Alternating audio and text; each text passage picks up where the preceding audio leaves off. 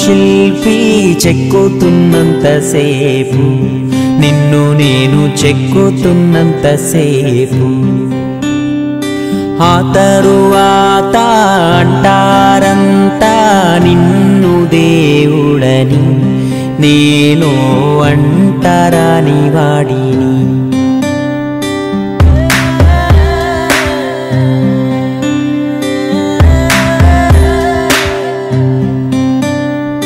నువ్వో రాయి నేను శిల్పి చెక్కుతున్నంతసేపు నిన్ను నేను చెక్కుతున్నంతసేపు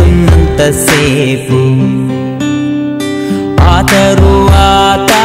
అంటారంతా నిన్ను దేవుడని నేను అంటరాని వాడిని